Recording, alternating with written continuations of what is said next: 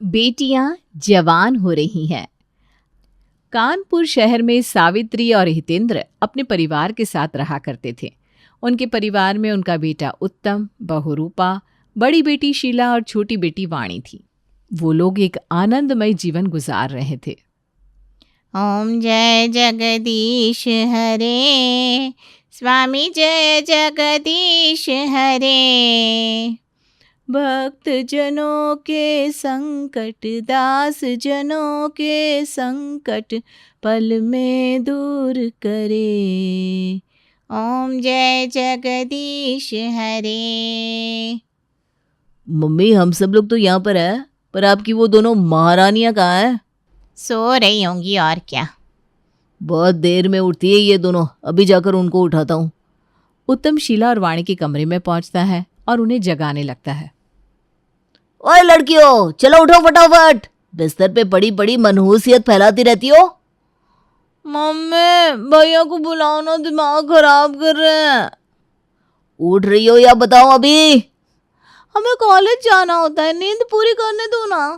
हाँ, और मैं तो बेरोजगार हूँ, मैं तो ऑफिस जाता ही नहीं हूँ, है ना।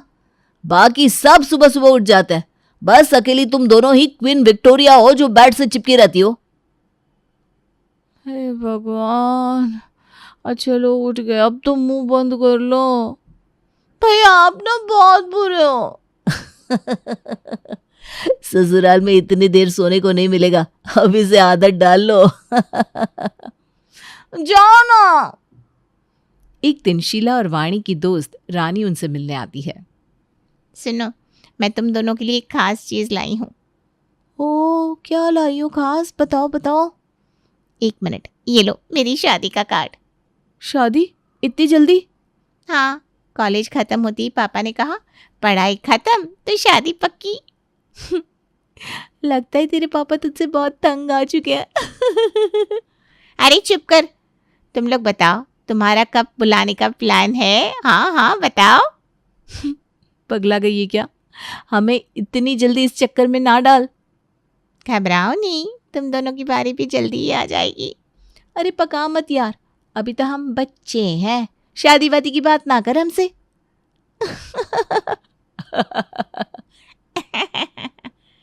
तीनों जोर से हंसती हैं। कमरे के बाहर खड़ी सावित्री उनकी ये बातें सुन रही थी। फिर एक दिन सावित्री, रूपा, शीला और वाणी बाजार के लिए घर से निकलती हैं। गली के मोड़ पर उन्हें उनकी पड़ोसन रमा मिल जाती है। अरे वाह सावित्री, पूरी पलटन लेके कहीं घूमने जा रही हो क्या? अरे नहीं, बस थोड़ी बहुत खरीदारी के लिए जा रहे हैं। अच्छा, मैं तो एक शादी में जा रही हूँ। वैसे तुम बताओ सावित्री बहन, तुम्हारी दोनों बेटियां भी जवान हो गई हैं, कब कर रही हो इनकी शादी? अरे आंटी, हम तो अब अगले जन्म में ही शादी करेंगे। हाँ, अभी तो हम मम्मी पापा की लाडली बेटियां हैं, कैसे छोड़कर चली जाए। रमा हंसते हुए सिर हिलाती है और अपने रास्ते चल पड़ती है और वो चारों बाजार पहुंचकर खरीदारी करने लगती है। तभी एक बूढ़ी औरत उनसे बातें करना शुरू कर देती है। अरे बेटा, क्या लेने आई हो? बस जरा कपड़े देख रही हूँ। अरे वाह, और ये तुम्हारी बेटियां हैं? हाँ जी, 2 बेटियां हैं और ये बहू है। कितनी सुंदर है, इनकी शादी करवा दी? नहीं दादी, अभी तो हम पढ़ाई कर रहे हैं। पढ़ाई? अरे हमारे यहाँ तो इस उम्र में बहुएं माँ बन जाती है, ये आपकी बेटियां बहू कब बनेंगी? दादी, आजकल तो 25 के बाद ही शादियां होती हैं, हमें कोई जल्दी नहीं है। 25 के बाद? अरे बेटिया, 25 के बाद तो लड़की का बूढ़ापा शुरू हो जाता है, फिर लड़के वाले कहेंगे क्या बुढ़िया से शादी करेंगे हम। बुढ़ापा? सही कह रही हैं आप, पर क्या करें, ये लोग ना अभी बच्चा बनी हुई हैं। ध्यान रखो बेटा, कहीं देर ना हो जाए। दादी, आपका ज़माना और था, आप इतनी फिक्र ना करो। सभी हंसते हैं और बूढ़ी औरत मुंह बिचकाकर वहां से चली जाती है। सावित्री को अब शीला और वाणी की शादी की चिंता सताने लगी थी। घर आते ही सावित्री ने अपने पति हितेंद्र से बात की। सुनो जी, मुझे ना अब शीला और वाणी की शादी की चिंता सताने लगी है।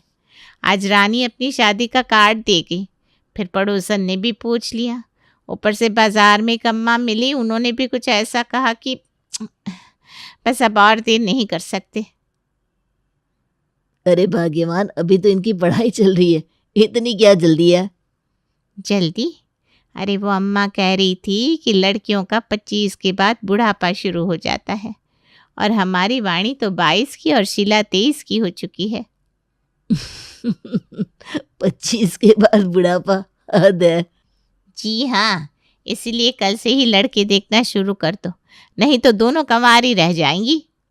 तभी उत्तम वहां आता है। हाँ मम्मी, आपकी बात में दम है। अगर अभी से देखना शुरू करेंगे तो जाके 1 साल में शादी हो पाएगी। आजकल अच्छे लड़के मिलते कहाँ हैं? अच्छे लड़के क्या सरकारी नौकरी है जो मिलते नहीं है? मजाक मत करो आप, मैं सीरियस हूँ और अब आप भी सीरियस हो जाओ। अच्छा बाबा, अब मैं भी सीरियस हूँ, खुश। ये बात जब शीला और वाणी तक पहुंचती है तो दोनों का मूड खराब हो जाता है। मम्मी, ये क्या सुन रहे हैं हम? आप हमारे लिए लड़के देखने की सोच रही हैं? हाँ बेटा, अब तुम दोनों की उम्र हो गई है, अब मैं और इंतजार नहीं कर सकती। पर मम्मी, हमारी पढ़ाई तो पूरी होने दीजिए, फिर जॉब लगेगी तब कर लेंगे शादी। क्या? पढ़ाई फिर जॉब? ये सब बातें रहने दो, तब तक तो तुम दोनों बुढ़िया हो जाओगी, बुढ़िया। अरे मम्मी, उन अम्मा की तरह ना बोलो, वो गांव की थी, हम शहर की लड़कियां हैं। और हाँ, अभी तो हमारा जिंदगी का मजा लेना बाकी है, हमें कोई जल्दी नहीं है। हाँ हाँ, मजा ही तो लेना बाकी है। आजकल की लड़कियों के सामने शादी का नाम लो तो ऐसा लगता है जैसे किसी ने सांप दिखा दिया हो। सही कह रही है मम्मी। और देखो, शादी में आजकल जितना खर्च होता है, हमें अभी से प्लान करना पड़ेगा। भैया, आपको बस हमारी टांग खींचने में मजा आता है क्या? चुप कर, सही कह रहा है वो। अब ये बात फाइनल है, मैंने कह दिया तो कह दिया। अब जल्द ही लड़के वाले आएंगे देखने। हे भगवान, मम्मी आप सीरियस हो क्या? ये तुझे कपिल शर्मा शो का स्टेज दिख रहा है क्या जो मैं मजाक करूंगी? अभी से दिमाग में बिठा लो, इस साल के अंत तक तुम दोनों की शादी होगी। शीला और वाणी इस बात को हंसी में टालने की कोशिश करती हैं, पर सावित्री तो हाथ पैर धोकर उनकी शादी कराने के लिए तैयार हो चुकी थी। अगले दिन सावित्री सुबह सुबह उठा देती है और कहती है, चलो उठो नालायक हो, आज तुम दोनों को देखने लड़के वाले आ सकते हैं, इसलिए उठकर तैयार हो जाओ फटाफट। मम्मी हमें कॉलेज जाना है आज। कॉलेज कल चली जाना, ये काम ज्यादा जरूरी है। मम्मी प्लीज हमें थोड़ी राहत दे दो, अभी हमें शादी नहीं करनी। नहीं, अब ये बहाने बिल्कुल नहीं चलेंगे, मैं तुम्हारे अच्छे के लिए कह रही हूँ। चलो जाओ, तैयार हो जाओ। ठीक है मम्मी, बुलाओ। किस महाराजा को बुला रही हो? महाराजा ही आएगा, अब ज्यादा बातें मत बनाओ और तैयार हो जाओ। शीला और वाणी उठती हैं, पर तैयार होने के बजाय मौका पाकर वो हितेंद्र के पास जाती है और कहती है, पापा, हमें आपसे एक बात करनी है। क्या हुआ बेटा? पापा हमें इतनी जल्दी शादी नहीं करनी, मम्मी को समझाइए ना, वो जिद पर अड़ी है। बेटा तुम तो जानती हो ना, तुम्हारी मम्मी का फैसला पत्थर की लकीर होता है। मैं उनके सामने कुछ नहीं बोल सकता। पापा, आप तो हमारी आखिरी उम्मीद थे। अरे बेटा, तुम्हारी मम्मी से पंगा कौन ले सकता है? मैं तो बस उनकी हाँ में हाँ मिलाता हूँ। वाह पापा, बड़े हीरो निकले आप। अब दोनों बहनें उत्तम और अपनी भाभी रूपा से बात करने का फैसला करती हैं। दोनों उत्तम और रूपा के साथ बहाने से आइसक्रीम खाने निकलती हैं और बात शुरू करती हैं। भैया, मम्मी शादी की धुन में पागल हो गई है, अब समझाओ ना उन्हें। शादी की बात ही तो हो रही है, इसमें इतना डर क्यों? भैया प्लीज मजाक मत बनाओ, हमारी जान निकली जा रही है। अरे तो क्या तुम दोनों जिंदगी भर कुंवार ही रहना चाहती हो? भैया सीरियसली कह रहे हैं और आप बस मजाक में ले रहे हो। देखो, मैं कुछ भी नहीं कह सकती, वो मेरी सास है और सास के आगे बहू का बोलना मतलब महाभारत। वाह भाभी, आपने तो हमें कुछ कहने का मौका ही नहीं दिया और अपना पल्ला झाड़ लिया। दोनों बहनें उदास हो जाती हैं। शाम में पंडित जी आते हैं जो थोड़ा ऊंचा सुनते थे। शीला और वाणी उन्हें तंग करने की ठान लेती है। हाँ तो सावित्री बहन कैसी हो? अरे पंडित जी, आपके बेटे हैं क्या? हमारी शादी उनसे करा दीजिए ना। एक पंडित के बेटे से बेहतर कौन होगा हमारे लिए। क्या? किसका बेटा? अरे ये लोग बकवास कर रही हैं, आप फोटो दिखाइए। पंडित जी ने फोटो दिखाई तो वाणी बोली, पंडित जी एक ही फोटो क्यों दिखा रहे हैं, दोनों की शादी एक ही से करवानी है क्या? अरे नहीं नहीं नहीं नहीं। अरे चुप रहो तुम दोनों, पंडित जी को क्यों तंग कर रही हो? मम्मी हम तो मजाक कर रहे हैं, वैसे भी ना ये लड़का हमें पसंद नहीं है। क्या? क्या कहा? जोर से बोलो। नहीं पसंद। नहीं पसंद? अरे लड़का तो बहुत अच्छा है। अच्छा होगा पंडित जी, पर हमको और अच्छा वाला चाहिए, बढ़िया वाला।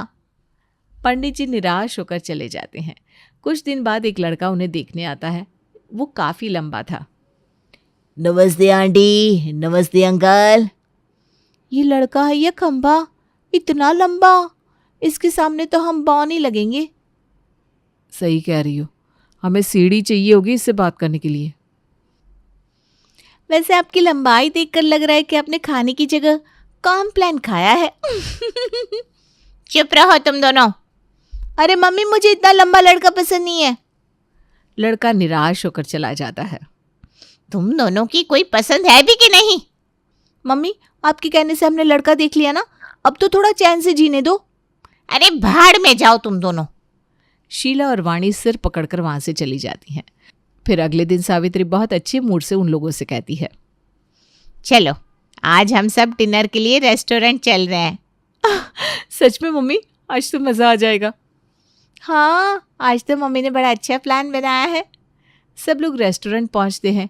वहां पहुंचते ही शीला और वाणी के चेहरे का रंग उड़ जाता है, क्योंकि सामने लड़के वाले बैठे थे।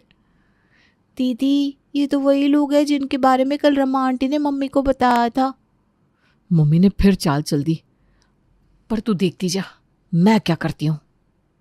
हाँ बेटा, इनसे मिलो, ये लड़की वाले हैं। अच्छा जी, क्या करती हो आप? जी मैं बिजनेसमैन हूँ। और आपकी मम्मी? मम्मी क्या करेंगी, वो कुछ नहीं करती। तुम्हें पाल पोस कर बड़ा कर दिया, आज भी रोटी बना बना कर खिला रही होगी ना। औरतों के लिए ऐसी सोच रखने वालों से हमें रिश्ता नहीं जोड़ना। लड़का घबराकर कुछ नहीं बोल पाता और वहां से चला जाता है। सावित्री का चेहरा गुस्से से लाल हो जाता है। सब घर लौटते हैं। ये क्या तरीका था? हाँ, हर लड़के को ऐसे ही भगा दोगी क्या? मम्मी हम तो बस सवाल पूछ रहे थे, शादी करनी है तो समझदार लड़का चाहिए ना। ठीक है, अब मैं रोज एक नया लड़का बुलाऊंगी, तब तक जब तक तुम मान नहीं जाती।